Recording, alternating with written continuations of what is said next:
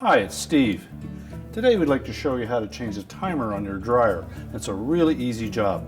For this model, all we'll need is a 1/4" nut driver and maybe a pair of needle nose pliers. Let me show you how we do it. Now before we begin this repair, the first thing we'll need to do is to disconnect power to the dryer. So if it is a corded dryer, simply unplug it from the receptacle. And if it's a hardwired dryer, you'll need to locate the electrical panel and remove the appropriate fuse or turn off the appropriate breaker. Then next we will be working at the back of the dryer, so we'll have to pull it forward enough so we can access the back of the console, which means that we may need to remove the exhaust ductwork. So now that we have the power disconnected, we'll want to pull that dryer far enough forward that we can access the back panel. Now our next step will be to pull the control knob off from the front. Simply slide it off the shaft and take note to make sure that the little metal insert is still attached to the knob and not stuck on the timer shaft.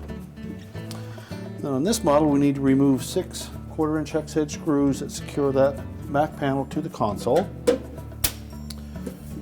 And simply let that back panel tilt out, slide it away from the bottom, and set it aside. Next we'll see the timer located over on the right hand side when we're facing from the rear, and we'll need to remove the wires from the terminals on the timer.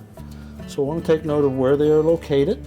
We'll next remove all the individual wires. So using our needle nose pliers, grasp the wire terminal, pull them straight off. This model also has a connector on the side that has a plastic enclosure. So pull that off as one piece, and then we can access the remaining 2 wires.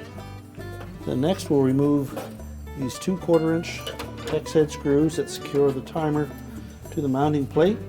We can now remove the old timer and we'll get ready to install the new one.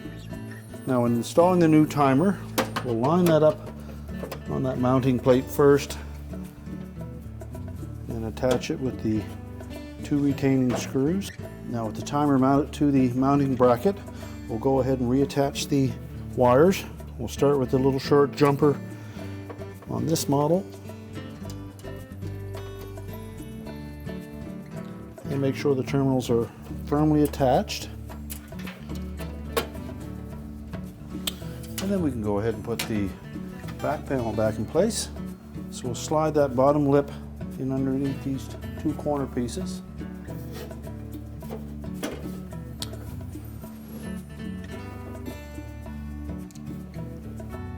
And install all 6 of the retaining screws. Next, we'll reinstall the timer knob.